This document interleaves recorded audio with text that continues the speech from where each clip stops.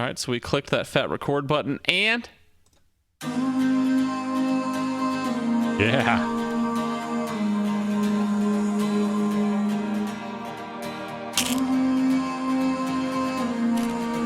Trying to chew along to the beat.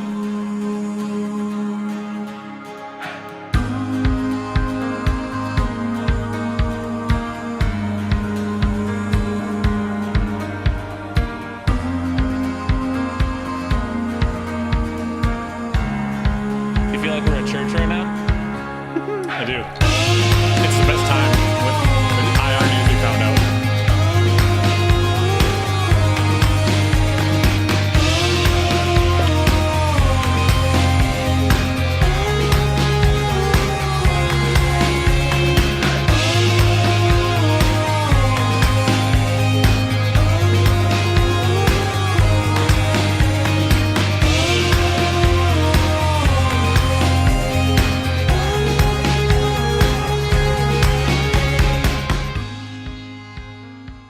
You know, honestly, Josh, I just didn't want to turn it off. That's why we took a little bit longer on the music than normal, because I don't know. I guess I didn't notice. That got me going.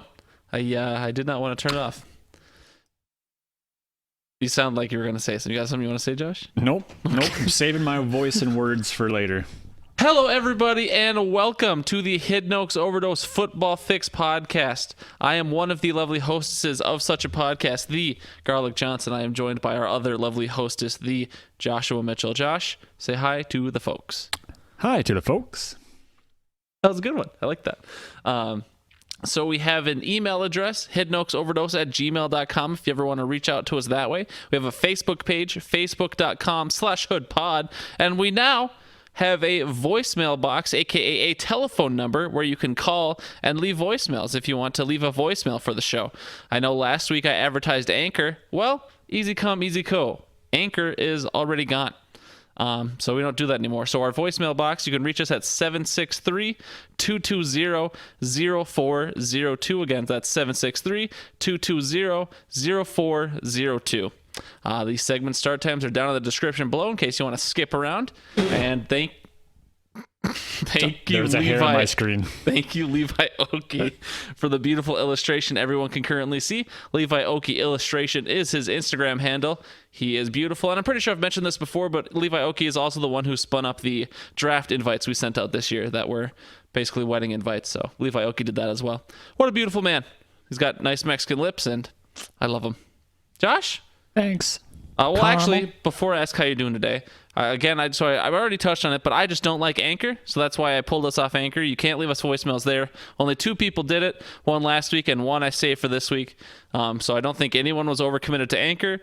It was just an experiment. This voicemail box is also an experiment because we'll hear it in just a bit, but the qualities on the voicemails we're getting through this Google Voice phone number are not great, so we might have to find a third solution, but for now, this is better than Anchor in my opinion. So I do have something that came to mind. What if we were to have someone like transcribe it, like listen and then transcribe it, and then we just have like a voice actor come on and read it? Who would we get as a voice actor to come on? Have you heard the dulcet tones of the Bradley Knupp? Oh, Bradley Knupp. Do you think he has time for that? He works 90 hours a week in the 110-degree heat index. Do you think he's got time? I think he could. I mean, we pay better. Do we? Probably. We're inside, so there's a bonus. We are inside. I don't know that indicates we pay better. Maybe better benefits or working conditions. Yeah, no, that's a good... I don't know. Kai and Odin. You might get attacked by a fluff ball, but Bradley attacks his own fluff ball. So that's true. Show him who's boss. That is an idea, though. We'll see if the voicemail thing really is a dud. We'll see. Josh, how you doing today? Not too bad. How's it going? You know, it's going good. I saw, I don't want to turn this into a woodworking podcast, but you were, again, hard at work out in the garage, working on something. Yeah. Not going to mention what it is, just in case word gets back to things and people. But you know what I will say? What? Sharp things can hurt you. That's your PSA, ladies and gentlemen. Josh, did you cut yourself? Not today. Josh, are you sad? No. Are you sad? I mean, aren't we all kind of sad? Kinda. There you go. Anyways, Josh, you got any plans this weekend? I feel like there's something going. I'm in a parade on Saturday. Oh, a parade. What's the parade for? It's the Anoka Halloween parade.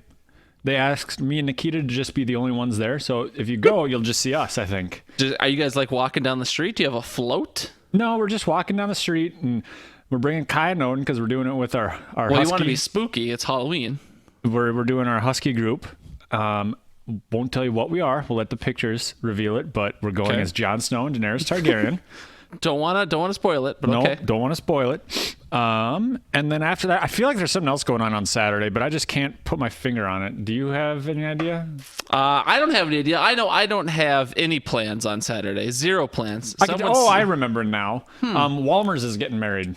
What? Yeah. The Walmers is getting married? The Ryan Walmers. Mr. Jalters. Yep. Wow. So that must be nice. He's getting married, huh?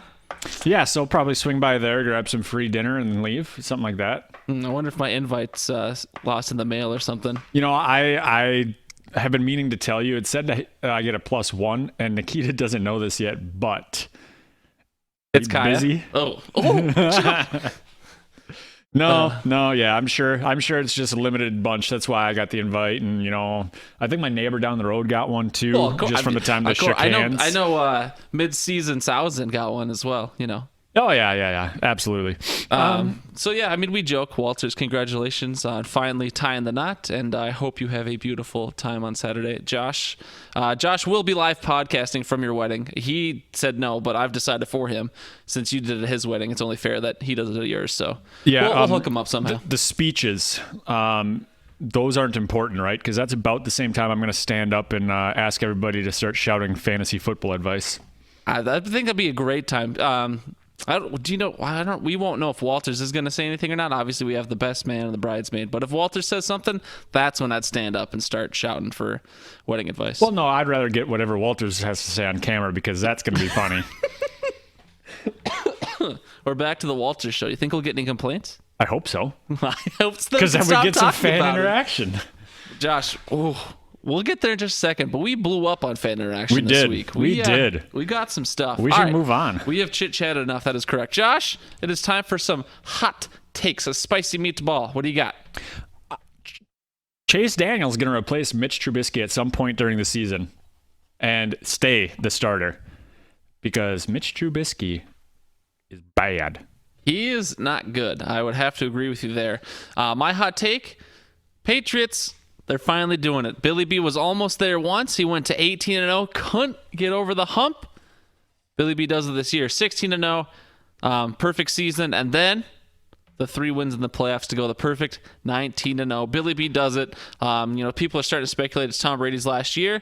Maybe Billy B rides off in the sunset. Just kidding. Billy B will be there forever and ever. But I'm thinking the perfect season for the Patriots is going to be this year. All right, Josh. We have a new name for this next segment. Do you want to, since it was your love child, do you want to, Yeah, we're going to call this one Fan Tasty Zone. Since we have sponsors, our sponsor is whichever snack we're eating. And so I currently have Ritz chips or whatever, and they are... Oh, Josh, you had to do that right into the... Ugh. All right, well, I'm not eating anything, but as always... Strawberry Arnold Palmer is the other sponsor of the Fan Tasty Zone. That shit's delicious. All right. So, do a lot of things in the Fan Tasty Zone. There were some injuries this week. Patty Mahomes, of course, went down. David Johnson played a snap or two. Kerryon Johnson on IR. Adam Thielen's missing this week. And Josh, anyone else important going IR this week? Anyone of note? Anyone maybe near and dear to someone's heart? Well, why do you think I have hard liquor down here right now? Josh Gordon got put on IR. Who? Exactly. Can't even say his name. He's so great. And so, yeah, Josh Gordon got put on IR. They're speculating it might be the end of his time in New England because of Mohamed Sanu, N'Keal Harry, Julian Whiteman. And so Julian Whiteman. Mr. Plays Lacrosse is in Carolina. Never mind. So while I was sad that they were talking about the end of his season and everything, obviously being hurt, that is one thing. But if you notice the Cup Gar, Green Bay is in need of some wideouts, it seems. And I'm not saying this season, but maybe next season. Where's he gonna find marijuana in Green Bay? Actually, corner? if you're interested, I know a guy. And so, Josh Gordon to Green Bay. Never going to happen. Fan mail. Brian emailed us twice. Doesn't he have a job? I don't think he does, actually. Really? Funny you should mention, yeah. Ooh. That's a nice little dig at. Just gonna make fun of the unemployed, huh, Josh? I'm right here. Oh. What do you think, you're better than us because you have a job? Why? Fucking jerk. God damn. Anyways, yeah. So Brian did email us twice. First on last Friday. It was after the Thursday night game. So studs and duds last week. Jamie picked. She just texted me Freeman. She didn't specify Freeman. We assumed it was Devonta. Brian emails us. Jamie meant Royce Freeman. Of course, Royce Freeman had an okay, not stellar game, but I'm pretty sure he outdid his projection on Thursday night. So Brian told us first of all that Jamie meant Royce Freeman. Nice of Brian to try and speak on Jamie's behalf. And I'm sure looking back, Jamie would have much preferred to have Royce Freeman as her stud instead of Devonta. Get into that later, but that one did not work out for her. Next one we got from also Mr. Brian K. Noop. Came in on Monday at 8:29 p.m. He says, you guys should keep your hot takes updated on the sheet. I remember Gar's hot take about Indy, and that's not there. And Josh, this week, Jamie tanking. Those were both great hot takes. And Cousins' top six scoring QB was far-fetched. But now, 6 question marks. Still love the Grum. Love you, Brian. Thanks, Brian. So to Brian's point about we should keep the hot takes updated on the sheet. So anyone who has the link to the sheet, like all our pod notes are there, not just the locks and upsets, but pretty much anything we do for the show that isn't the agendas on there. I don't know if we talked about it on the pod or not before. I purposely am not keeping track of the hot takes because it's going to be like a full retrospective at the end, and so I'm not trying to keep track of what they are. So the only thing I'll say to Brian is I'm not going to keep track of that. Josh can if he wants, or all our podcasts are available on the internet. Negative, Ghost Rider. You can go back and keep your own spreadsheet, but I'd prefer to do the retrospective at the end. Sorry to disappoint. So that was Brian. Josh, I haven't even been playing the sounder. Jesus, you're going to let me get by? What is this, Bush League? You've got mail. What is this? The 10,000 land of podcasts or whatever? Yeah, the victorious I Suck D, Unbelievable. Anyways, sorry I haven't been playing the beautiful sounder, so I'll play it twice. You've got mail. For Brian. And now we had one more email from... Did you see the third email come in, Josh? Today? Mm-hmm. Yeah, because I was asked what she should type. No, I'm just kidding. She just asked me what the email was. Oh, yeah. Okay, so we got... You've got mail. We've got an email from lovely Nikita. She says, as of right now, which teams do you think are going to be in the Super Bowl and why? Josh, do you have any initial thoughts on that? I think we can wait till we get into the fan discussion questions because I added that one in there. Whoa. All right. Well, then we can go to Audio Al. We can go to Audio Al, so I have to pull that one up specifically because it's the MP3 file. Coming up right now. What up, Hidden Oaks POD? It's your boy Audio Al here, coming at you live with a question. I recently got a new roommate with a dog. The dog says woof a lot, and I've noticed that you guys also say woof a lot. Would you mind letting us listeners know what that means? I'm not quite sure, and it could help in multiple ways over here. Thanks. So that was your boy Audio Al coming to us live at the time. Josh, so I'm going to give the correct answer since I'm the one who mainly says woof, but if you had to speculate why we say woof so much and what it means, what would you say? Well, I'm going to go into a story here. This should be good. So in 1642, in what is now known as the United States of America, there were a group of individuals known as the Cheroksees. Cheroksees? The Cheroksees. Okay. And the Cheroksees used to communicate with one another. And when they communicated, they would woof at each other. Okay. But not just any normal woofs. Most of the woofs sounded like, wah, wah. And over time, there was this one guy, his name was Jimalinmi Cherokee, and he saw somebody he had thought was attractive, as they're walking away, as they're walking down to the watering hole. And so he, wah, wah, to his buddies. And when he was overheard, that woman turned around, and it ended up being Clay Matthews, where he goes, woof. And that's where it originated. Now, I don't know what kind of nonsense you're going to spew, but what do you think? Well, Josh, so I'm going to have you come look over my shoulder actually for a second, so I have to take your headphones out. But this is, it's a lovely little clip, and this is kind of, Remy, sit. Speak. Fuck! Good boy. Yeah, so I'll put the link in the description for anyone else that wants to watch it. But it's just like this little 7-second clip of the world's it's a small husky puppy, and of course you could hear the owners like, "Hey, whatever your name is, dog, come over here, sit, and now speak." And the dog says "fuck" like a angry black man, and it's hilarious. And that's not why we say woof, but I thought that explanation was way better than the real answer, so that's going to be the official canon answer right there. So thank you, Audio Al, for calling in.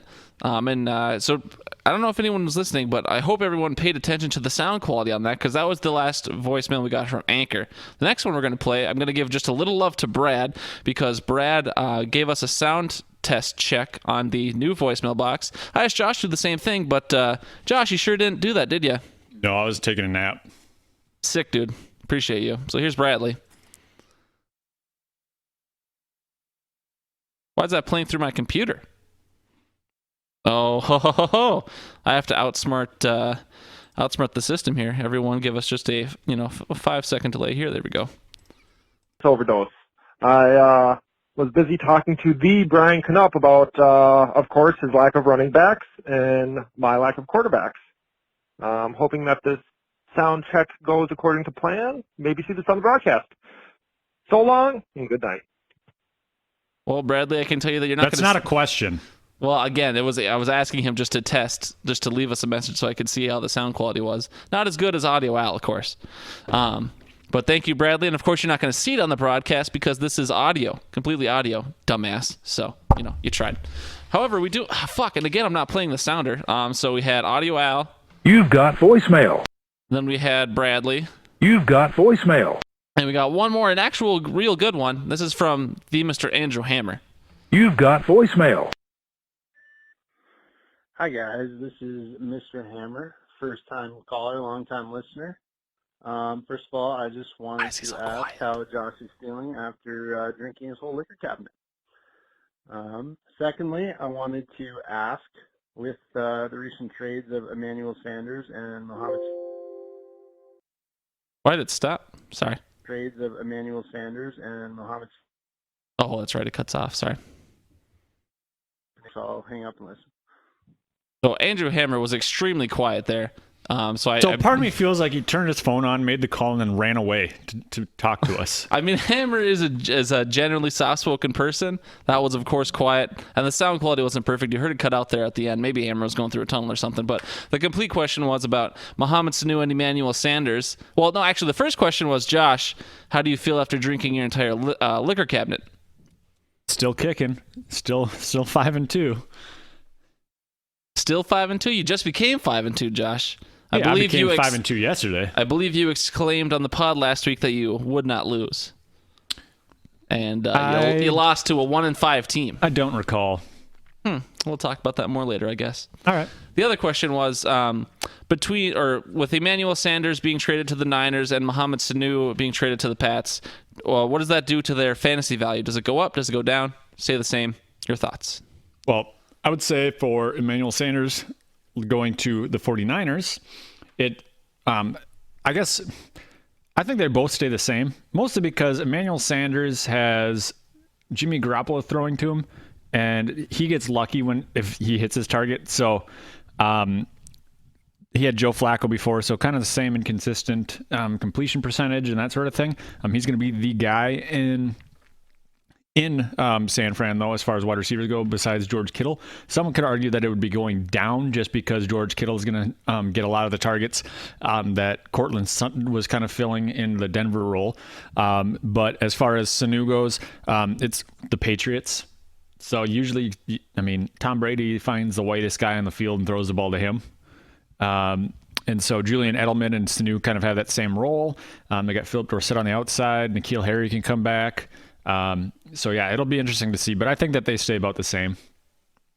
Yeah, if anything, I mean, Sanu, like Matty Ice was throwing the ball around a lot. So if anything, I think Sanu's value went down just a little. Not that he can't score high pointage, but with any Patriots offensive fantasy player, they're going to get you 30 points in a week, or they're going to get you 0.5. There's certainly going to be no consistency there with Sanu now that he's a Patriot. So it's a boom or bust. Roll the dice. Hope you get a good week. With the Sanders going to San Fran, that team is a run the ball first, play great defense second, pass the ball, oh God, please no, that's Jimmy Garoppolo on the field, even though I love that man, third. So if they start getting behind in games and they have to start throwing the rocks, certainly Sanders' value goes up a little bit. But I actually think, if anything, going from Denver to San Fran, Sanders' volume, or Sanders' fantasy grade, whatever, went down, personally. So those are my thoughts. Do you have anything else you want to say to Nope. Mr. Hammer? Okay, well, we'll thank Brian Canup and Nikita for emailing us, and then Audio Al, Bradley Canup, and the Mr. Hammer Morset for calling in. We appreciate you. So, Josh, with all that fan interaction, we don't necessarily need discussion questions, but they're here, so we'll talk about them. Those will kind of usually be in place. We can just do them really quick. Well, I know. I was going to say, those are usually going to be in place of the fan mail, assuming we don't get it every single week. But this week we got blown up, so we definitely love the fans out there. Anyway, so quick discussion question. Trade deadline. So we're recording now, and before we record next time, the trade deadline will be come and gone. It's on next Tuesday at, I think, 3 p.m. Central. What other trades do we expect to see around the league within the next week? Well, I think with Cincy, struggle bus, and hardcore, they're going to just start a rebuild, probably get rid of some players. AJ Green? I could see AJ Green going. I could see some defensive players that I don't know names of, just people that you don't necessarily know just to get picks. I can also see Miami doing a fire sale. Washington might be in that fire sale. Who does Miami have left to fire sale? Kenyon Drake. Okay, sure, yep. Devontae Parker. There's a few guys that they could get rid of. Not many people would want them, I guess, unless they get decent value out of it. Fitzmagic to the Bears? Fitzmagic to the Bears is something that was spit out before just now. So I don't know. Yeah, I think that we'll see some moves, but I don't think that we'll see any major fantasy relevant moves. No more big names? There might be one or two big names, but they're not going to be it's not going to be Stephon Diggs to Washington or something like that. It's not going to be a prime player right now. Okay. All right. So that's, and I don't know a whole lot about some of the deeper rosters in the NFL. I don't, he mentioned Stephon Diggs. That was a talk for a couple weeks. Stephon's definitely not going anywhere. I can't think of any other big trades either. Josh Gordon's not going to be traded. It's likely he's going to be cut once he's 100% healthy from the Patriots, so he could end up somewhere, but that'll likely be well after the trade deadline. So I can't think of anyone major either, so we'll just kind of see how that falls out. What do you got next year, Josh? Nikita's email. Oh, that's right. Super Bowl teams. Yeah. Who do you got? Well, so right now my two favorite teams in the NFC to make the Super Bowl are the Packers and the San Francisco 49ers. Obviously, it's just, I can only base it on what the season's been so far, but the Packers have been red hot these last couple weeks. Started slow, but that's going to happen, especially when you're playing a tough Bears team. And they lost to the Eagles in kind of a fluke game almost at this point, because the Eagles just got stomped by the Vikings and the Cowboys. But anyways, regardless of that, in the Dallas game and in the Raiders game, the Packers looked red hot. Rodgers, I've made the comment many a time that Rodgers has passed his prime. I still don't think he's 2010 Rodgers, but this might be the second best season of his career. Still could be the best if he continues at this pace. Rodgers is doing great things. My only caveat to all that is that the 49ers are pretty much the team that could beat Rodgers, because they have a great defense and they're really controlling the time of possession and the momentum of the game by running the ball so well. So if you're ever going to beat Rodgers, it's going to be with a team like the 49ers. If the 49ers and the Packers got into a shootout game, the Packers are going to win that game 8 times out of 10. But I think the perfect weakness to the Packers' Super Bowl hopes would be a team like the 49ers. So if the 49ers continue, I'm going to have them in the bowl. And I said it earlier, it's going to be against the Patriots, so we're going for that perfect 19-0 this year. I don't have to give a lot of reasons there. Billy B, Tom Brady, greatness across the board. Patriots, Niners, Super Bowl is my prediction. Okay, that's a very long and wrong prediction, but okay. Very long and wrong. I'll give you a long, but wrong. No, I'm just kidding. I mean, I think that the consensus right now is the Super Bowl is gonna have the Patriots in it. I'll just get that off the board. AFC is bad. The AFC is terrible. So I mean, if anything, the Colts could upset them, but I was gonna say I could see like the Colts pulling off some magic. If Kansas City manages to stay in, if they swing back, and Mahomes gets healthy, I could see them doing some damage to it. But I don't think that the Niners, yes, they're undefeated, but I don't think that they're better than the Saints at this point. The Saints are a great team. And so I got to thinking about it actually after Nikita sent the email, and I got to thinking that my pick would be, the Saints, the Packers, and the 49ers are the top three in the NFC right now. Yep. And you could even argue that Seattle's in that mix too, despite getting stomped by Baltimore. And so I would say my prediction at that point, just a gut feeling, is the Saints and the Pats. Mostly because the Saints they lost in the Minneapolis Miracle, which is, just 99 out of 100 times it's not going to happen. It's unlikely to happen again. And then they lost to a play that changed the rules in the NFL. So you are talking egregious, a very egregious. And even now, they probably wouldn't overturn it with the challenge rules because the refs are garbage. But they've been so close both years, and they got one step closer each time. So now they're going to get to the Super Bowl and lose in a fluke way.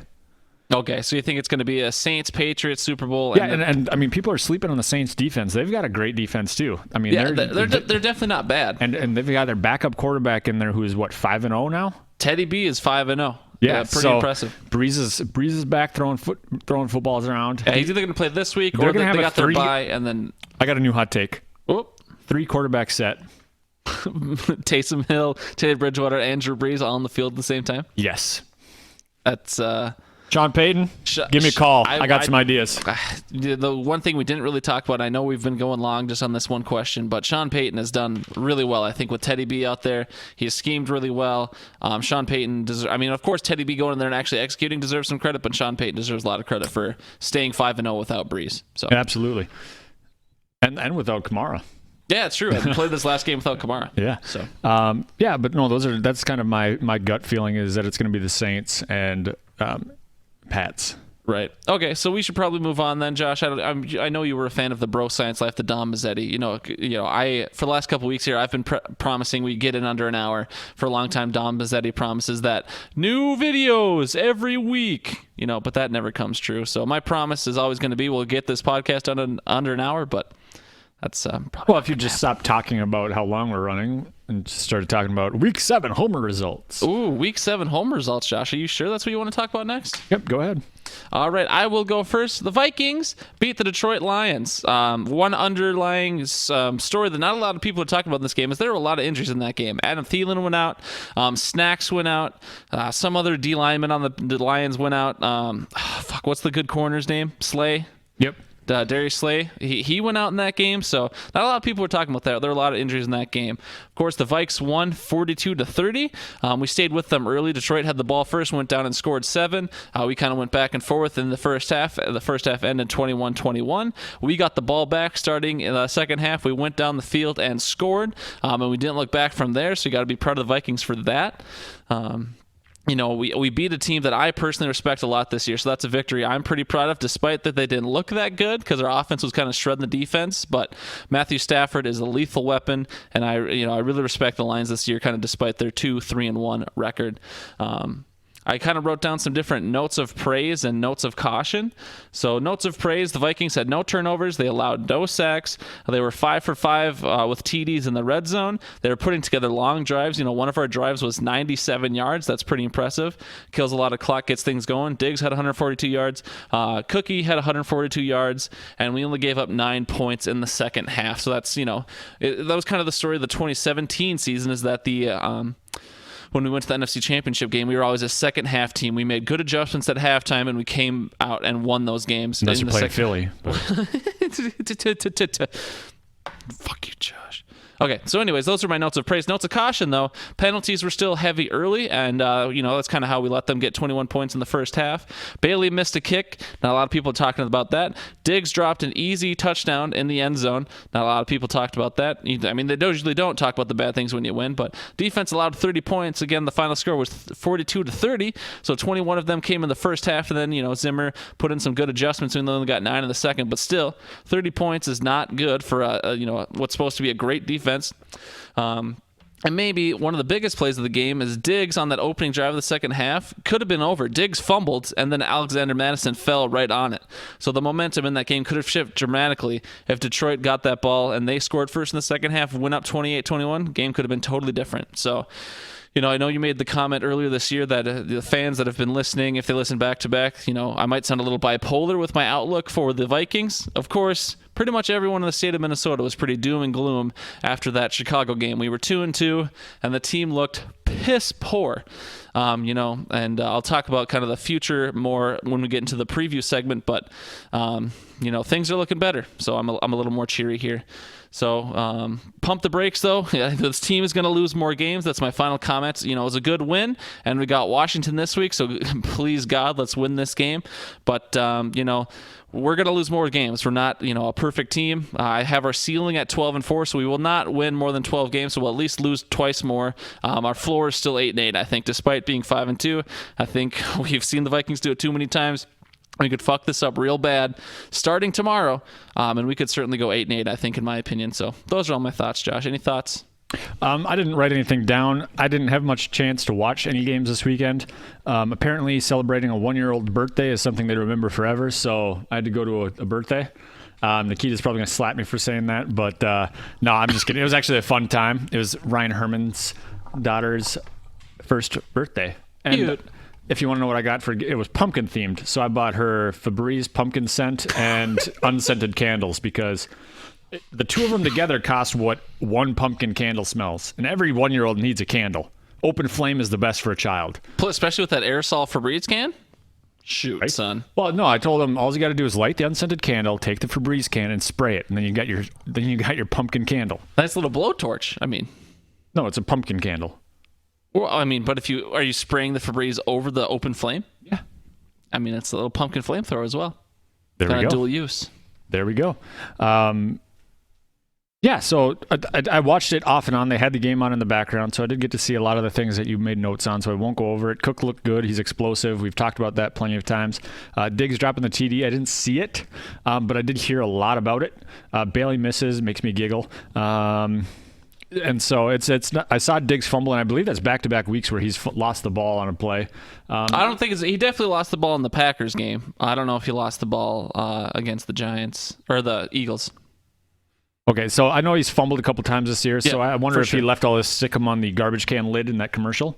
You like to take shots at that commercial, Josh. I do. Just because he keeps dropping the ball this year. Where are Devontae's commercials, Josh? Oh, he's not a diva. He doesn't need to be in commercials. That makes him a diva? Yep. What about all Aaron Rodgers commercials? Does that make him a diva? Okay.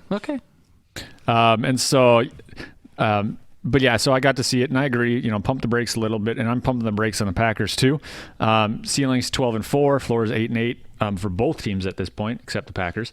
And so, I think that Cousins has been killing it the last 3 weeks. But then the defenses he's played have been run defenses, not pass defenses. That is kind of the narrative of this kind of week, it seems. But at the same time, you expect him to have good games against bad pass defenses.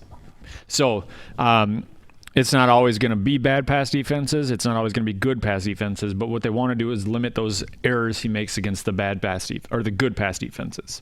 That's how I feel, at least. Sure. Rolling right into the Packers game, another game where NFC North scored 42 points. Green Bay 42, Oakland 24. I said Rodgers has now established his floor, so he can't do any worse than what he did in this past game, or he's cut. Oh, are you going to cut him personally? Yeah, no, what do you think I'm out there sharpening? Oh. And so, no, overall, I mean, like I said, I didn't get to watch much of the game. I got to see some bits and pieces here and there. The team looked solid. Rodgers was just on fire. You could tell after he got sacked and that belt got mocked, I don't think Rodgers saw that because, of course, he would have been laying on the ground. Okay. He saw it. He sees everything in that stadium. But no, there's something spinning around that when opposing teams mock the belt, he has 21 touchdown passes, 0 interceptions, and is like 4-0. I have no idea. I mean, I don't know how accurate that is, but whatever. If someone took the time to look that up, it's probably accurate. Right. And so I made a little table because obviously putting up 42 points, and even in Minnesota's case, that's an offensive explosion. And so the table that I set up, Davante Adams being out the last 3 weeks, he had 231 snaps. MVS was second with 218 in weeks 1 through 4. Week 5, or without Adams, Marquez Valdez-Scantling, 145 snaps. Geronimo Allison, 128. Jake Camaro, 156.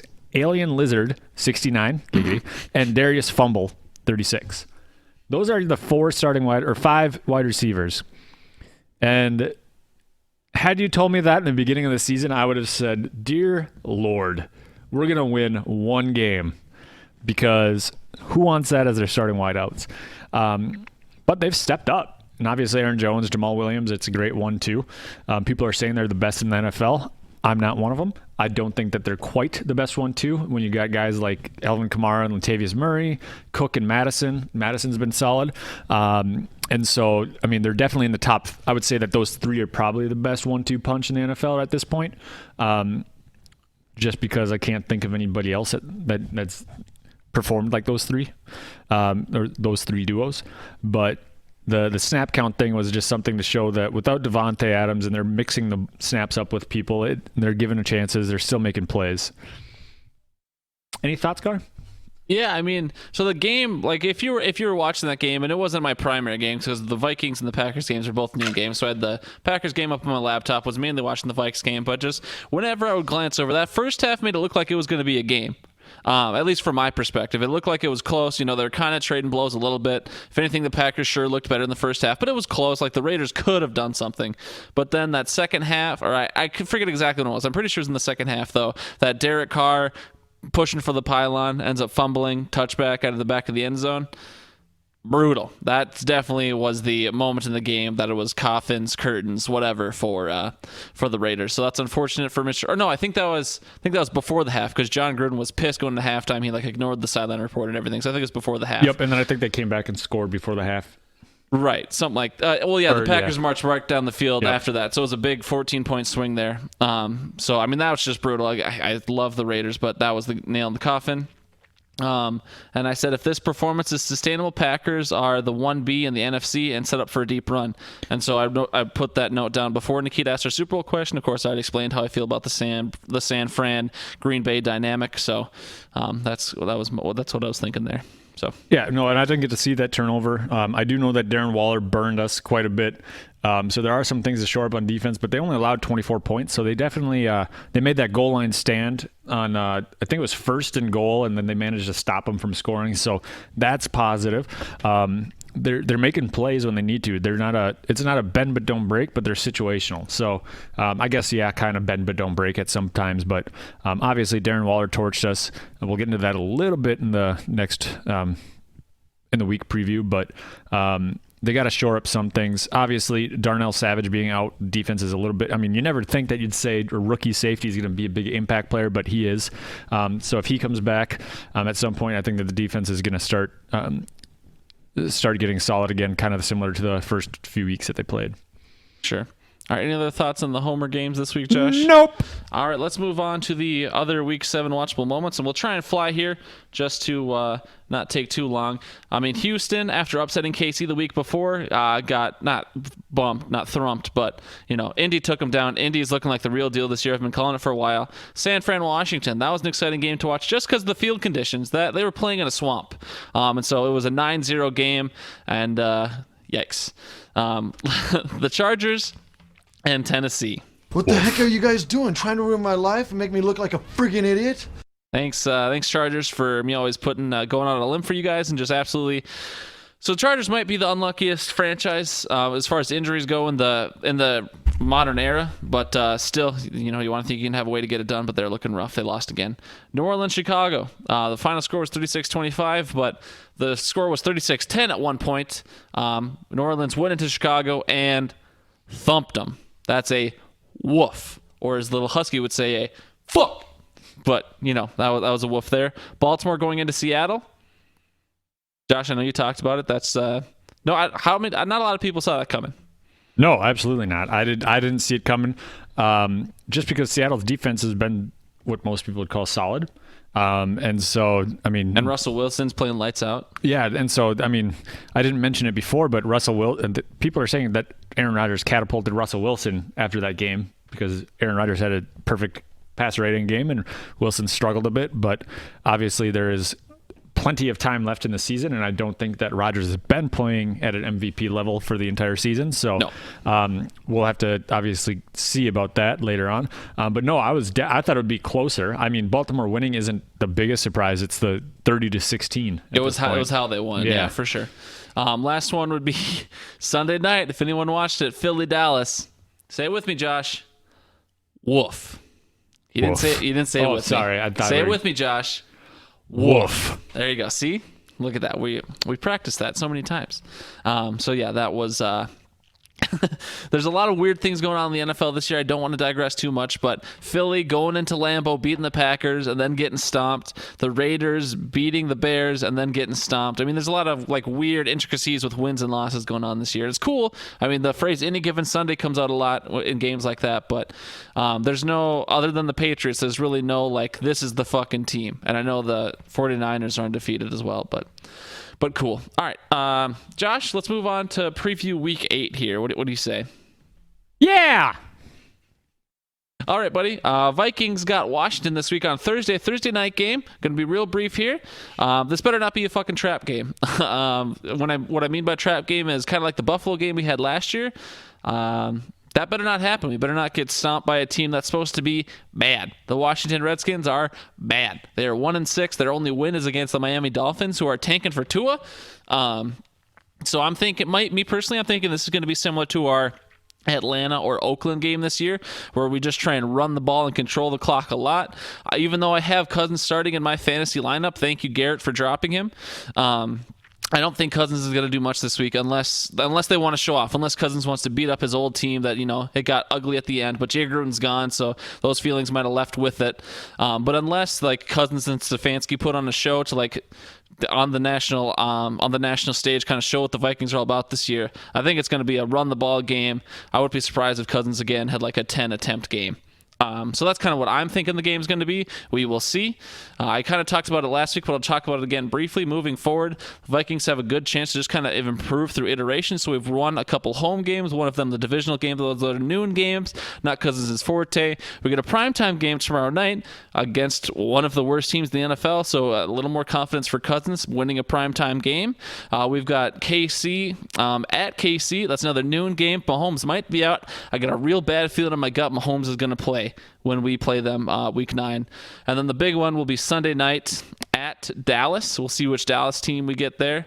But that would be probably Cousins' statement game, if not after our bye Monday night against the Seahawks. So those will be the two games where we really know what Cousins and this Vikings team are made of. But I like our outlook. Last note, tomorrow night, Vikings going to be wearing their primetime purple, Josh. Basically just the Color Rush jerseys from a couple years ago, the purple on purple, but those things look nice, and I'm excited for the prime time purple. Josh, any thoughts on the Vikings-Washington game? They're hyping it up as Cousins versus Keenum because it's their former teams. It's a 5-2 going up against a 1-6. If it's at all watchable, then maybe they've got something going. But this, you said it as a trap game. This should be a loser-proof game for Minnesota. Should be. It should be. Mm-hmm. But I still can't wait to hear the broadcast. Cousins rolls out, throws deep. Diggs, sideline, touchdown! Vikings losing 14-42. Why? Why you got to do that? I don't know. It is going to be Aikman and Buck calling the game. Oh, yeah. Where do you think the bias is going to go? I think that they're going to talk about the poor officiating in the Green Bay Detroit game for 90% of the broadcast. And then Troy Aikman, they're going to cut to Troy Aikman, and he's going to be red-faced, watery-eyed, red-eyed, looking like he has CTE from now until Timbuktu. How many calls do you think I'd have to make, and how many dollars do you think I'd have to spend to get Terry Bradshaw to replace them both and just have Terry in the booth for 60 minutes of game time? $73,000 a day. We're gonna have to pull that together. I'll throw up a GoFundMe. Look for the link in the description below. Okay. Yeah. Other than that, I have nothing else about that game. I'll probably watch it because Nikita will be asleep, and I'll have nothing else to do because no one's gonna want to play COD or anything. Yeah, I won't even be home. I actually won't either. I have work till 7:30. So what up? Oh. I might listen to it on the radio on the way home and giggle a little bit if they're doing bad. Nice little PA. Yeah, I might not. I'll listen to it on mute.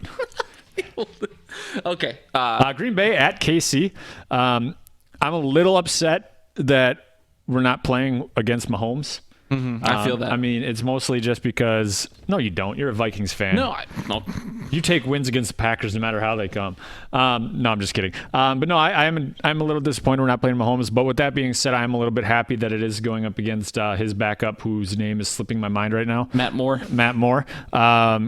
But, I mean, they're still a dangerous team. The wide receivers are very fast. They've got by far the fastest group of wideouts. Kelsey, if he plays anything close to what Waller did, he's going to put up 42 points on his own because I mean, Waller's a stud.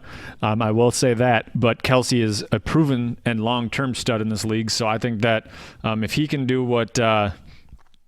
Waller did, then we're in trouble. And then their defense is coming off of one of their best performances where they jumped in the rankings for DVOA on run game, I think by 7 spots. They shut down the run against Lindsey and Freeman. But then aside from Denver, I mentioned this already, aside from Denver, they have had issues with the run. And so if they focus on that, like they did against Denver, is that going to allow Rodgers the freedom to throw the ball more because their secondary is a little bit questionable? Or are they going to kind of do more of an even split and let kind of Green Bay decide where the weaknesses are and have that 1-2 punch that we talked about earlier kind of take control of the game, hopefully? I did add this bit in there because I saw a tweet, and I don't think it's the most accurate, but since I found it interesting that since weeks 1 and 2, where Green Bay played the number 1 and number 3 ranked defense in 2018, the reason I put 2018 in is because there's not a lot of volume for 2019 at that point. They're currently sitting at 6-9, giggity. Nice. They've led the league since playing those teams.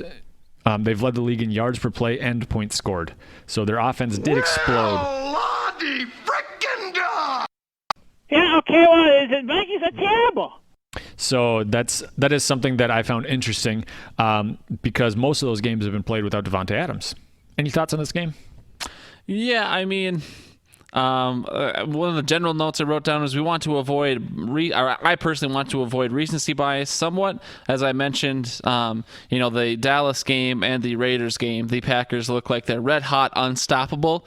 Of course, if you watch some of the earlier games, the Bears game, the Packers game, the Vikings game, even the Denver game a little bit, and then of course they ended up losing to Philadelphia on Thursday night. Some of the games are closer than kind of the 2 blow-up performances I think that have been seen more kind of nationally. So the Packers look like they're hot shit. If that Packers team continues, then they're hot shit. They're the team to beat. So I'm just trying to keep myself balanced on how my outlook for them is.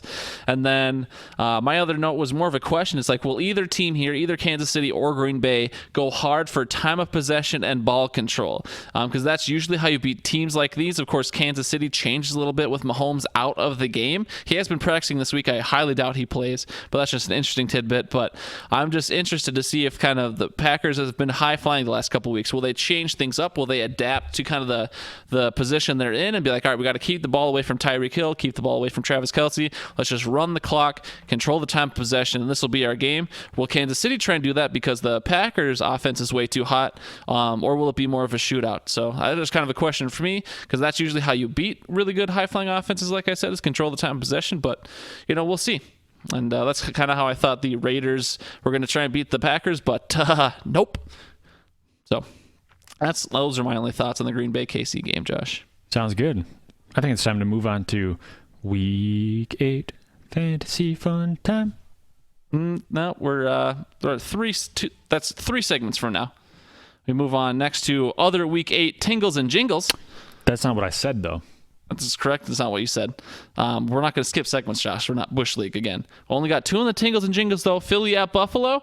Are the Ingles just done is my note for that game this week. What team is Philly? They looked hot, beating Green Bay in Lambeau. They looked bad after that. They beat up on the Jets, but that game almost shouldn't count with Luke Falk as the starter. But they look bad against Minnesota and Dallas. So what team is Philly? We'll find out on Sunday. And then Carolina at San Fran. Carolina's been hot without Cam. San Fran's the real deal. Some people are giving San Fran crap for not beating the best of teams, but Carolina's been pretty hot. When is it going to be enough for San Fran to be established as, yes, we're an undefeated team? The Patriots have played the easiest schedule in the NFL. They're 7-0. Why is no one giving them more grief? So I'm just interested to see how that comes out. Josh, we move on now to, a stolen segment, but a fun segment. We're going to move on to locks and upsets. Yeah!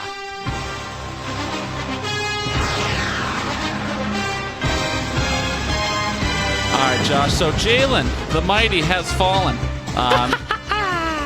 He didn't fall very far because he is a very short man, but Jalen is no longer perfect. His upset was the Chargers over Tennessee, and I tried to warn him. He doesn't listen to the podcast. I tried to warn him. The Chargers have been letting a lot of people down this year. They let Jalen down in his upset pick. He misses those 2 points. He now only has 19 on the year. Jalen's still in first place, but no longer perfect. T's right behind him with 18. Kyle with 17. Me and Brad with 15. Jordan and Brian and Josh with 14. Nikita with 14. Shit. You're right. And then we just don't care about the rest. Losers. No, but so Aaron, the last place, is at least 4 weeks behind Jalen. So we're getting to I think that's going to be my determination for when I'll open it up to 2 upsets, is when there's less points available than there are, or when there's less weeks available than points. That kind of deal. I don't know if I'm making sense as I say that, but that's what I mean. So yeah, the Philly-Dallas game let down a lot of people last week, and so did the Chargers-Tennessee game. Not a lot of upsets happened for people last week. Josh, who do you got this week? I have the Rams at Cincy, or I have the Rams beating Cincy as my lock. My upset, Kansas City over Green Bay. You want to talk more about that, Josh? Nikita was surprised when I told her as well when she asked me, and I told her it's because Kansas City has a way of ruining Green Bay's day. I don't know if you remember the post Super Bowl 15-1 season. That one loss was to a terrible Kansas City team. Terrible. And so I just feel like at Kansas City, even without Mahomes, they're going to go in there and they're going to be lax on it. And so I don't. Obviously, I'm going to be happy if they win, but if they lose, you heard it here, folks. That's again Josh rolling the dice. He's happy if the Green Bay wins. He's happy if Green Bay loses. He's diversifying. No, I'm still upset if Green Bay loses. Okay. But then I just have a little nugget of appreciation. Just that little bit closer to winning $140. Okay, my lock this week is Indy over Denver. Stone cold lock of the century. All week. And I play the sounder because I don't think a lot of people are going to pick that lock because the spread is only like 6 versus like a Chargers, or not a Chargers, but a Rams over Cincy, or a whoever over Miami. Those lines are a lot nicer. Minnesota over Washington. I'm going with Indy over Denver to try and diversify, and I like that lock a lot. And then my upset is Tampa Bay over Tennessee. Eric's, he's in. He's got Pittsburgh over Miami. Philly over Buffalo is the upset, so he's thinking Philly's kind of still the real deal. Buffalo's looking hot this year, so I don't think so, Eric's, but whatever. Josh, who's your wife got? My wife has Minnesota over Washington on Thursday Night Football, and then she also has Philly over Buffalo. Nice. We got Brad with Minnesota over Washington and Philly over Buffalo. We got Brian, the brain, with the Rams over Cincinnati, and the Giants over Detroit as his upset. That is not an upset I would have picked, Josh. Would you pick the Giants to upset Detroit this week? Nope. Brian feeling brave, though. That's how you got to do it if you want to diversify and move up the ranks of the leaderboard. Jamie, celebrity shot in the locks and upsets this week. Well, last week she picked Seattle over Baltimore. Nope. And the Bengals, Bangles, over Jacksonville. That also did not happen. This week she's got Minnesota over Washington and Tampa Bay over Tennessee. I think Jamie gets 3 points this week. I was just going to say, let's hope she keeps the streak alive. Yeah. We will say one notable, almost always weekly contributor, Walters. Yet again, a no-show. He didn't contribute in time last week. Didn't contribute in time this week. Ooh, I'm getting married. Whatever, loser. Come on. Put in the effort. Yep. Fantasy fun time now? Yeah. All right. I already sang the sounder, so grain of salt. You did sing the sounder, I guess. Grain of salt. I quit. Wow, what's going on, Josh? Well, if you look at my screen, I have a lot of red. I took a peek earlier today. I went 0-5 this week because I hate my life. You went 0-5 because you hate your life, or you hate your life because you went 0-5? Yes. Chicken or the egg, Josh? No, I went 0-5. It was, I came close in one league. That was where I needed Sony Michel to get 4 touchdowns, but, he's a scrub. Only got 3. Take that, Sony Michel, you millionaire. No, Kerryon Johnson got hurt in that league. I've been playing without Devontae Adams in 3 leagues, so I'm not. I was surprised when I went 4-1 last week or 3-2 last week. So didn't you go 1-4 last week? No, last week was a good week. You went 1-4 last week. Well, it's better than 0-5. So you were 1-9 in the last 2 weeks. Yep, no, and so it's a bit of a struggle fest. But Grain of salty salt. I'm still at a positive 18-17 record, ladies. So that's Josh's grain of salt. My grain of salt, I guess I'm just in the range of always being right in the middle. So 6-2 was my best week. Then I went 4-4, 3-5, 4-4, 4-4, 5-3. I again went 5-3 this week in my 8 leagues. Not bad. Overall in the season, I am 31-25. So of course the grain of salt is we're trying to tell you where we're at. So if you want to listen to how we talk about fantasy players and who you should start and who you should not start, well, that's the grain of salt. Don't listen to us. We're average. We're not terrible. So we're better than just flipping a coin. Well, actually, no, we're about the same as flipping a coin. Exactly. But we're better than Bradley. Better than Jesse. Yeah, definitely. I wanted you to keep going, but damn it. All right. Top performers of the week. We got the NFC North quarterbacks minus Trubisky. Aaron Rodgers with 43.8, Kirk Cousins with 29.2, and Matt Stafford with 28.6. Between the 3 of them, they had, 14 touchdowns? Crazy. Running backs, it's the backup running back day. Chase Edmonds with 35, Latavius Murray with 32, and Dalvin Cook with 27.9. Marvin Jones with his 4 touchdowns got 43.3. Pascal with 28.6, and DeAndre Hopkins with 25.6. Tight ends, as I mentioned earlier, Waller burned Green Bay for 31.5. Ebron got 17, and Rudolph got 17. You have an absolutely breathtaking Heine. Thanks, Mr. Burgundy. Those are some nice tight ends. Waller would have been wide receiver 2 that week, Josh. Just saying. Awesome. All right, Josh, studs and duds is what we got next. And so before we get into studs and duds, I'll just say, so Brian texted me a question. I guess we've never technically made it clear on the show. It was after the week was over. He said, point of parliamentary procedure. So this guy's trying to be all fancy on me. Thanks, the brain. But he was like, is it the projections at the final right before the game starts projection, or the projections when we pick them on Wednesday? And I was like, well, it's got to be the projections when we pick them on Wednesday, because that's what we're basing our picks on, because Latavius Murray was only projected 5.3, and then it went up to 11 or whatever when Kamara was out. So I was like, no, you picked him at 5.3. That's what you're going to get. That's when you placed your bet. So in case that was never clear to anyone, the studs and duds projections for the points are based on Wednesday night, essentially, or when we get them. Yeah, correct. And then Hammer, I roasted him just a bit last week. I was like, oh, Hammer being all lazy, didn't put in studs and duds last week. Well, turns out Hammer did, and the Facebook gave me 0 notifications on it, even though he commented on the post. So my apologies to Hammer. You're did get him in last week. You're still a piece of garbage, Hammer. But, no, I'm talking about you. Oh, I'm a piece of... Oh, sorry again, Hammer. I guess I'm a piece of garbage. But yeah, anyway, studs and duds. Last week I had Darius Slayton, projected 10.4, only got 4.8. And then I had Alvin Kamara.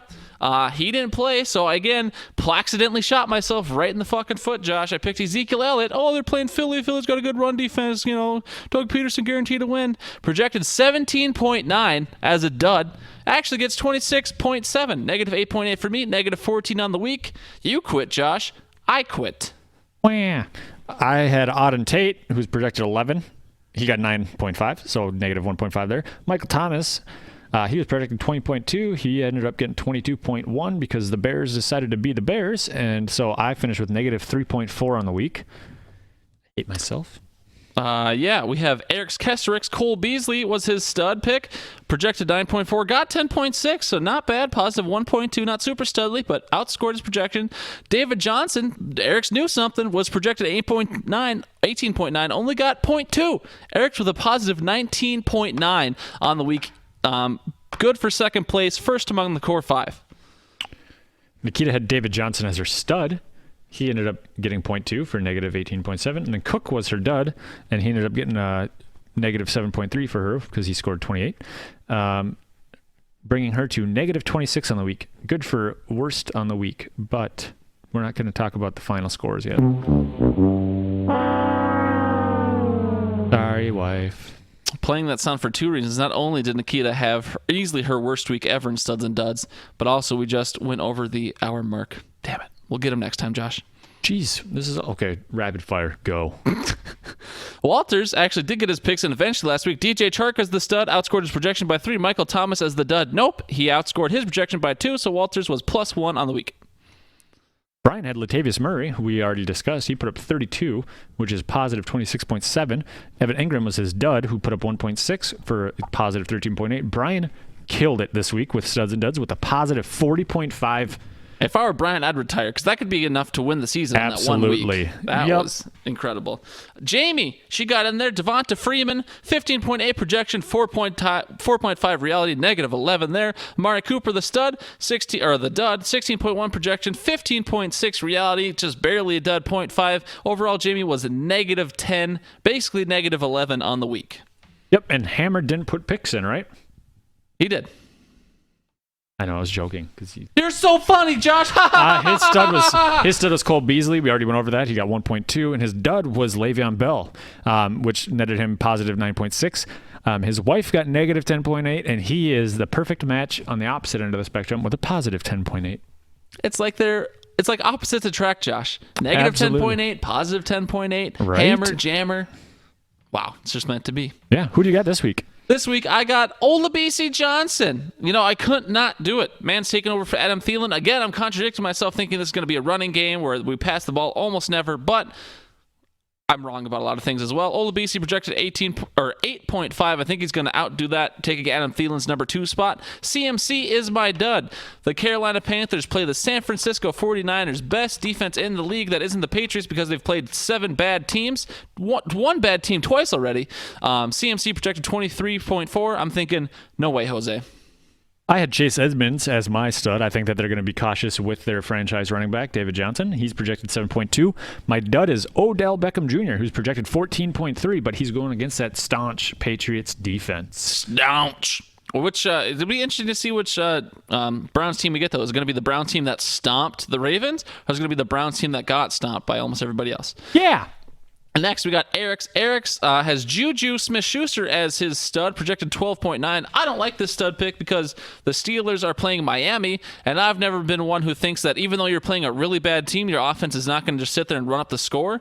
I've never liked that, but whatever. That's his stud pick. It's his right. He had a really good week the last 2 weeks, so maybe he knows something I don't. Jarvis Landry is his dud. He's on the same wavelength as you. Browns equals bad. Jarvis Landry projected 12. He's going to not do that. He's Eric's dud. My wife, Nikita, has Deontay Johnson as her stud, projected 9.5. Probably thinking that the backups are going to get a chance to kick some butt against Miami. Keenan Allen is her dud, projected 14.7. Walters Stucks. Well, I was going to say Walters is normally mine, unfortunately for me, but again, he's a no-show this week. I'm getting married, la-di-da. So I got a freebie, Josh. I think you got to do Brian. John Brown was his stud, 12.8 projected. His dud, Leonard Fournette, 20.2. We'll see what happens there. We got another newcomer here to the studs and the duds. Oh fuck! I gotta do this right. Yes! We got Bradley making his first appearance. He's got Alexander Madison as his stud, 5.3. Normally I wouldn't like this pick, but since we're playing Washington, I think Cook probably gets pulled. If the game goes the way I think it will, Cook gets pulled at least by the third quarter. Alex Madison finishes that game, 5.3 the projection. I think that's an easy one to beat for Madison this week. Saquon Barkley, the dud. I forget who the Giants are playing off the top of my head, but he's projected 19.7. So we'll see. Jamie had Ty Johnson filling in for Kerryon Johnson, projected 12.6. That's her stud. Her dud is CMC with 23.4 as a projection. That is correct. Jamie, I'm going to bring up exactly what Jamie said. She said, he's too cute to be good at football. She said, McCaffrey is my dud. Rumor has it San Francisco has a ruthless defense, and I don't think he can take the heat. So Jamie, being carried by CMC in fantasy this year, is voting against her own guy. I think that's very brave. Lastly, we have Hammer here, and I'm gonna take this one as well. I'm trying to pull up because Hammer gave just a little bit of reasoning behind his picks. He said stud Cooper Kupp, although he's meant Cooper Kupp wrong. He's put C in Kupp. Cooper Kupp will bounce back after a bad few weeks versus Cincy. Again, I don't tend to think so, but you go for it, Hammer. Hammer's dud this week is Melvin Gordon. He says Melvin Gordon's got a tough matchup versus the Bears. He's going to split time with Eckler, making Melvin Gordon his dud. Josh. Yeah. So normally the last part of fantasy fun time is fantasy bold predictions. I didn't write one in, Josh. It looks like you don't have one either. No fantasy bold predictions this week? Nope. All right, Josh. That means we're going to move on to the redraft Week 7 results. Oh, fuck. I got to play the sounder, don't I? Got to write down the segment start time. I got to play the sounder. I'm just doing so much over here. It's true that every man has his price. And it's also true that money won is a lot sweeter than money earned. Now he's a philosophizer. Side bet winner, Willie Rushmore. Delvin Cook got him 142 yards, getting him that $5. I don't have the next week's. Yeah, I wrote it down because, again, Josh, you're kind of getting lazier on your notes each and every week. But, again, we'll talk about next week's side bet when we talk about the preview for Week 8. But I wrote it down for you. I see it. Closest games of the week, Nikita squeaked by Nate with a 0.7 win. She actually went to sleep that night saying, my team sucks, and that she wasn't going to win. And I almost woke her up when I saw that she had actually won. Babe, you did it! Biggest blowout, Garlic smacked Robin. In other news, Derek committed murder. Yeah, Derek would not be happy knowing how hard I smacked Robin, but it happens. Brief walkthrough of all the games, and then our predictions. You got 4 right, and I got 4 right. Go us. Yeah. So no, Josh, we're not going to move on. We're going to do a brief walkthrough of all the games because, again, you like to do those two bullets together for some reason. Anyways, like you said, I smacked Robin 108-68. Kirk Cousins helped me out a lot. Again, thank you, Garrett. I don't know why you dropped him, but you did. Got me 30 points almost. Ezekiel Elliott got me 26, and then Josh Jacobs with a solid 16. Next, do you have it up, Josh? Or you just want me to do all the games? Just keep going. All right, next we have, oh God, I think Bradley changed his team name again. We have Brady's Bradersons. That wasn't his team name at the time. He would have been Breeze for Dreams, but Breeze for Dreams beat Jamie. Oh my God, Jamie fell down 84.9 to Jamie's 52.4, even lower than when Hammer got smacked the week before by worst team of the league, Derek. Jamie, Mahomes went down. CMC was on a bye. She stood no chance. The undefeated is no more. Jamie's still first place, though, at 6-1. Next up, we have Brian versus Garrett. Brian had DeAndre Hopkins with 25, T.Y. Hilton with 20, and John Brown with 19. Garrett had Marvin Jones with 45 fucking points for Garrett out of one player. Jacoby Brissett with 27, and Robert Woods with 14. But it wasn't enough, was it, Garrett? He had 117 to Brian's 119. If I had a player with 45 points on my team, Josh, and I didn't win, I would be pissed. Brian, get a better team. He's got to play better defense. Brian pulls off the win. Sorry, Nikita, Garrett. I already mentioned one with the closest match of the week, 102.9 to Nate's 102.2. Nate had Lamar Jackson with 23, Saquon Barkley with 17, and the Dallas defense was 16. Nikita had Latavius with 32. Dak with 21, and Cole Beasley with 10.6.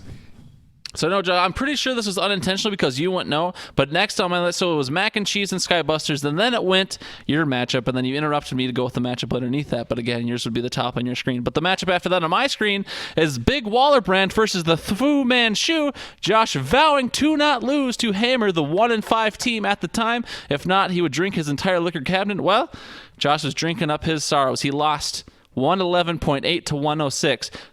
Just the same way that Darren Waller tore up the Green Bay Packers, he tore up Josh's hopes and dreams with 31 points. Josh Allen with 21, and then Hunter Henry in his flex with 15.7. Willie beat Derek in the Brother Bowl, 125.1 and 95.1. Delvin got Willie 28. The Patriots defense continues to roll with 23. Aaron Jones put up 18. Derek's top performer was the Jacksonville defense with 19. Tyreek Hill with 16. And Greg Zerline with 14. Lastly, we have Shark Week versus Big League. Jesse had Aaron Rodgers put up 43, Allen Robinson with 25, and Julio Jones with 15. T had Jared Goff with 25, Tyler Lockett with 17, and then Golden Tate with 14. And Jesse beats T. 117.9 to 99.4. Jesse, we're going to talk about it. I'm going to talk about it at least personally in a moment. Jesse's 5-2. He's a sneaky good team this year, even though I didn't give him a lot of credit going into the matchup, but that's going to be matchup wrap-up. Week 8. We've got Stay on Target, closest to their projection, ends up winning the side bet this week.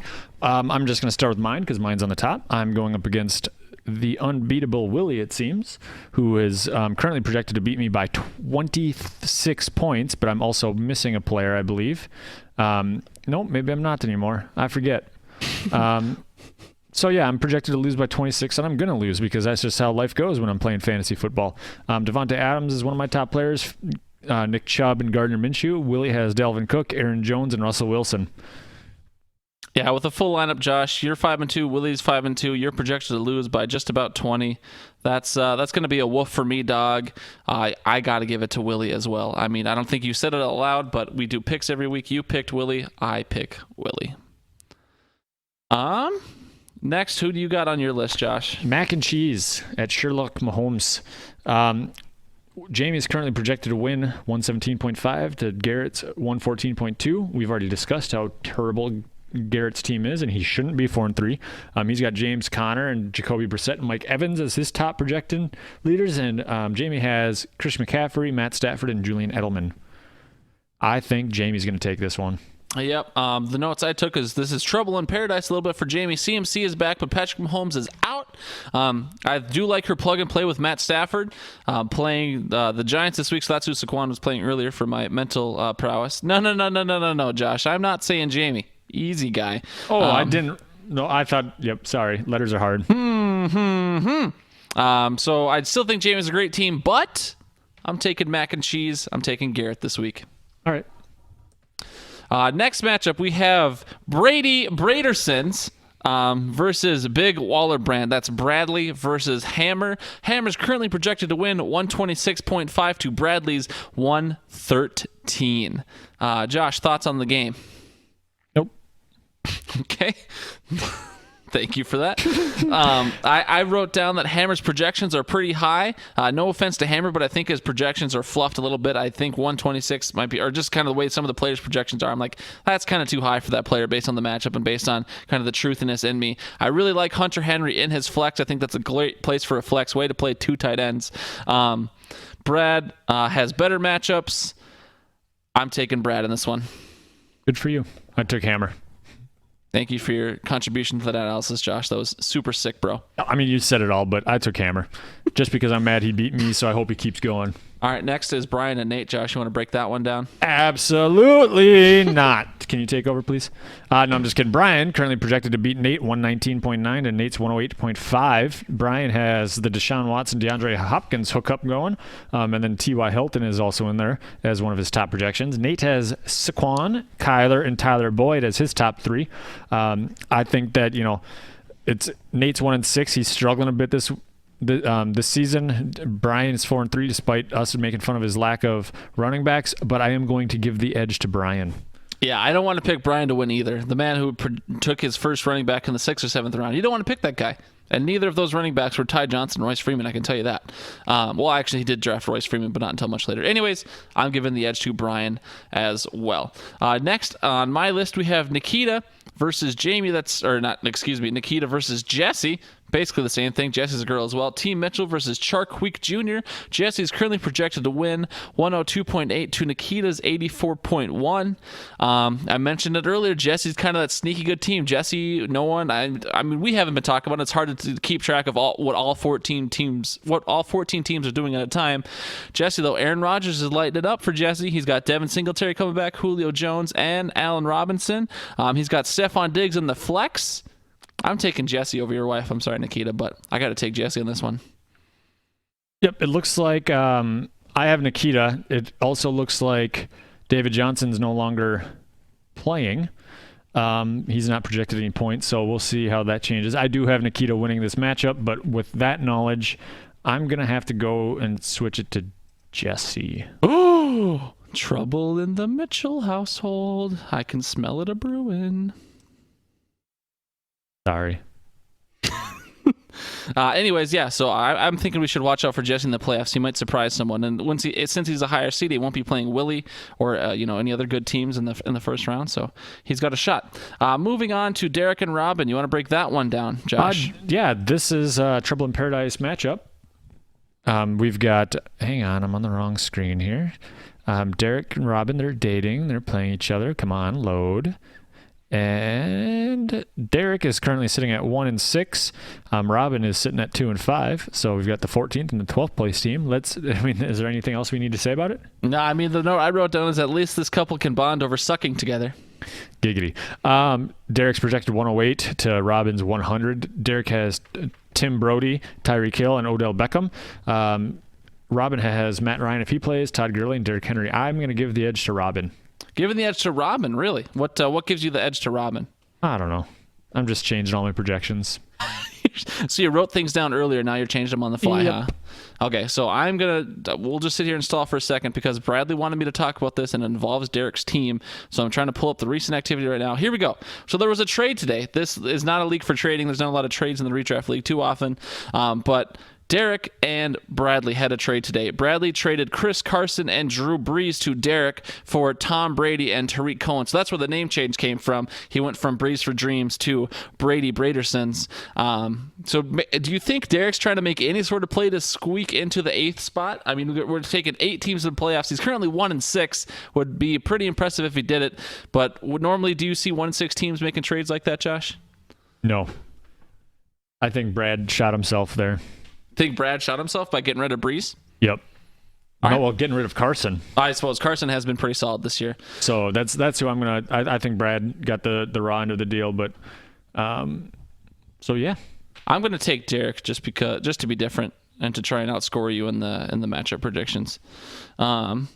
Next we have T versus me. I have to navigate to that right now. So I'm currently projected to win 108.6 to T's 80.8. T is currently missing a tight end. It was Jason Witten, so he puts in a tight end. He gets a projection of maybe like 10. So it's going to be 108 to 90. No disrespect to T, but T has simply had a rough go this year. If anyone has been following his story, he took Melvin Gordon and Adam Thielen in the first 2 rounds. I guess Melvin Gordon will be playing for this week, but not playing for him well, especially in Chicago. Adam Thielen's out. His matchups are tough. Mine aren't stellar either, but I definitely have to take myself in this one. Josh, what do you got? I wrote T down, and I'm going to stick with it because I'm sick and tired of changing my projections. But I mean, yeah, I agree. He's at a rough go. He doesn't have 2 guys in, so Thielen and Witten are both still in his lineup. He's projected 80.8. So I think that a reasonable jump for him, like you said, 10 points for tight end and 42 for the wide receiver. He's projected with that about 130. So I think T takes the victory here. Oh, all right. Well, we'll see. Final matchup, Josh, is yours. You v. Willie. We already talked about mine v. Willie. No, I'm just saying that it was the last on mine. But we already talked about it. You're going to be okay, buddy. Ooh, it didn't play. Try one more time. Team has a bunch of losers in Minnesota. That hurts my feeling, Josh. Just to reemphasize, though, you're going to lose to Willie for show. Yep. Next week, we're going to talk about the standings because I didn't want to do a game and the standings in the same week. We didn't have a game this week. We had plenty of fan interaction, though, so we appreciate that. But next week, after 8 weeks, we'll start talking about the standings. I'll probably start talking about them pretty consistently because after week 8, week 13 will be the last week, so maybe we'll wait again until week 10. And maybe a fun little game. Oh, Josh, well, if we're trying to keep time here, we're not going to do a game and standings. I said we do standings next week after week 8, then we can do a game after week 9. And then we'll do the standings again, 10, 11, 12, 13. Yeah! So that gives you 2 weeks to come up with some sort of game. All right. Do you think you can handle that? I'm going to forget. Can you remind me in 2 weeks? Remind you right before the show starts? Yep. I'll come up with it on the fly. All right, Josh, this is what we call our outro. Do you have any final thoughts on the show? Any final thoughts about the day? Any final thoughts about life? I love my wife. Please don't be mad when you listen to the podcast and know that I picked somebody else to beat you. It worked out for you last time. Thanks for having us, everybody. Engage the show email. Congrats to Walters on getting married, if you listen this far. I'm going to go eat. All right. Thanks, Josh. Just to list off those names, again, we do thank you for listening. Josh, thank you for having me in your home, and Nikita as well. Nikita, Ryan, Eric, Jamie, Levi, Zach, Brian, Hammer, Brad, Jesse, Jordan. We appreciate you all very much. HiddenOaksOverdose@gmail.com, Facebook.com/HoodPod. Voicemail box 763-220-0402, 763-220-0402. Thank you, everybody, for listening. Thank you, everybody, for being so great, and have a great weekend. Good luck. Hour 20.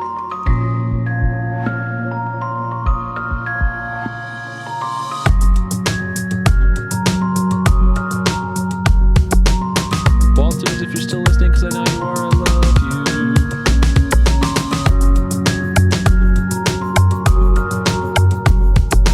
I'm gonna be T in the dynasty.